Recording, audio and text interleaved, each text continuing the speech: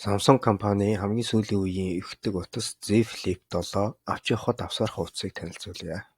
2000 оны эхэнд утастай байсан залуус маань дэлгэдэг утас хэр түгээмэл байсныг андахгүй байгаа баха.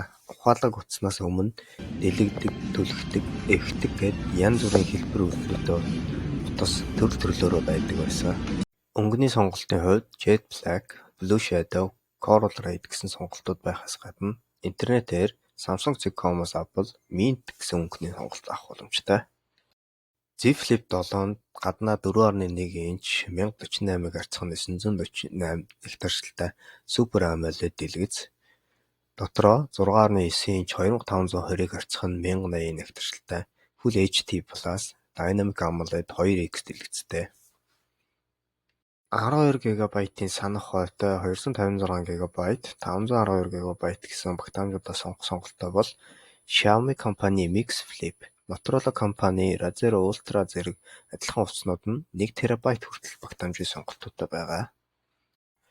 Түрүү жилийн загвар Flip 6-аас гадна дэлгэц нь илүү томорсон ба утастай 25 Вт, утасгүй 15 Вт цэнэглэгч дэмжих боломжтой 4300 мАh батарейтай.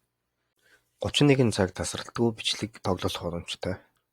Z Flip 7 нь IP48 үнэлгээтэй. Энэ нь 1 мм-с томгүй нарийн тоос ийснээс бусад тоос тоосон зэрэг хамгаалттай. Усанд 1.5 м гүнд 30 минут хүртэл тэсвэртэй гэсэн үг юм а. 188 г жинтэй ба шинэ Samsung-ийн Exynos 2500 чиптэй.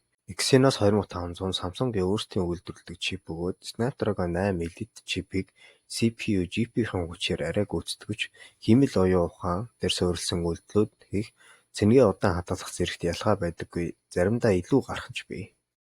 Дийлэнх сүүлийн үеийн компани флагшип утаснууд Snapdragon 8 Elite чиптэй гарч байгаа ба хэддэг ч үе буюу Generation-ээс л хамааран ялгагдаж байна.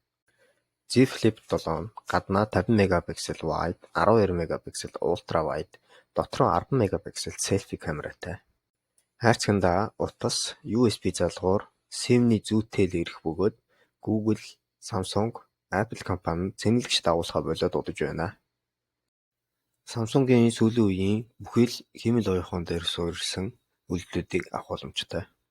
Samsung-ийн хиймэл оюун ухааны талаар мэдээлэл авахыг хүсвэл S25 Ultra-гийн талаар хийсэн видеог минь сонирхоорой.